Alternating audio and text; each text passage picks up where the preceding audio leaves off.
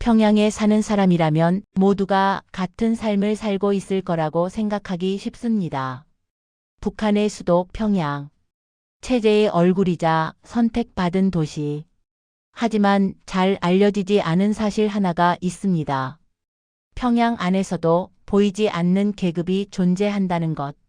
같은 평양 시민인데 어떤 사람은 외국산 과자를 먹고 어떤 사람은 시장에서 하루하루를 버팁니다. 도대체 이 차이는 어디서 오는 걸까요? 사람들은 흔히 말합니다. 북한은 다 똑같이 가난하다고. 하지만 북한 내부에서 쓰이는 말은 다릅니다. 그들은 이렇게 구분합니다. 누가 평양에 사느냐가 아니라 평양에서 어디에 어떤 자격으로 사느냐. 이게 진짜 기준입니다. 먼저 평양에 들어오는 것부터가 쉽지 않습니다. 출생지가 지방이면 아무리 공부를 잘해도 아무리 충성심을 보여도 평양 거주증을 받기 어렵습니다. 평양은 이사 갈 수 있는 도시가 아니라 국가가 허락해야 들어갈 수 있는 도시이기 때문입니다. 그래서 평양 시민이라는 것 자체가 이미 첫 번째 계급입니다. 하지만 여기서 끝이 아닙니다. 평양 시민 안에서도 다시 보이지 않는 선이 그어집니다. 그 선의 이름은 바로 성분입니다. 북한 사회에서 성분이란 개인의 능력이 아니라 가문의 이력으로 정해집니다. 조부모, 외조부모가 일제강점기 때 무엇을 했는지, 한국전쟁 당시 어느 편에 있었는지, 과거에 숙청된 인물이 있는지, 이 모든 것이 한 사람의 현재를 결정합니다. 성분이 좋은 평양 시민은 당 간부, 외교관, 교수, 연구원으로 살아갑니다. 집도 다릅니다. 엘리베이터가 있는 아파트, 전기가 비교적 안정적인 구역, 평양 중심부.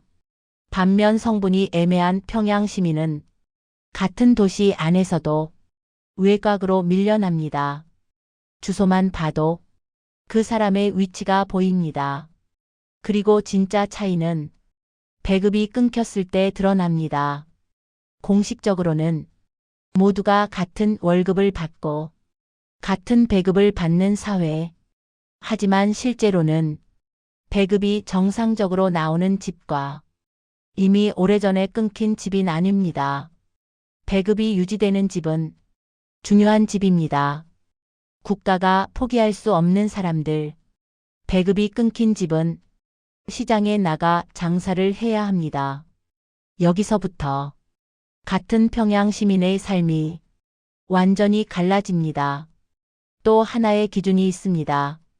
바로 접근할 수 있는 정보의 양입니다. 어떤 평양 시민은 외국 손님을 상대하고 외국 영상을 접하고 세상이 다르다는 걸 압니다. 반면 어떤 평양 시민은 같은 도시에서 평생 살아도 북한 밖 세상을 한 번도 상상하지 못합니다. 아이들의 미래도 이미 정해집니다. 성분이 좋은 집 아이는 좋은 학교로, 당 조직으로, 권력의 중심으로 갑니다.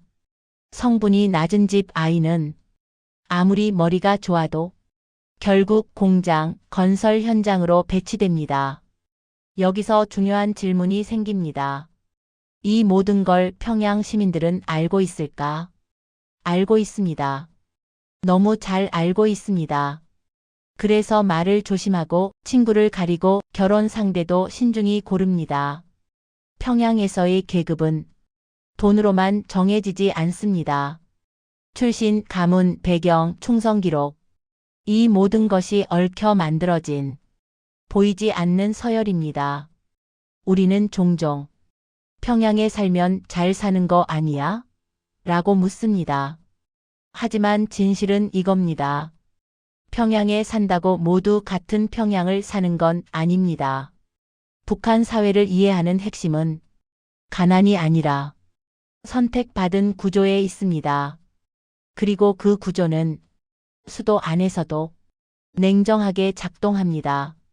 이 이야기가 불편하게 느껴졌다면 그건 이 시스템이 정상적이지 않기 때문일 겁니다. 보이지 않는 계급은 언제나 가장 무섭습니다. 다음 이야기에서는 이 평양 시민들조차 절대 말하지 않는 평양에서 추방되는 순간에 대해 이야기해 보겠습니다.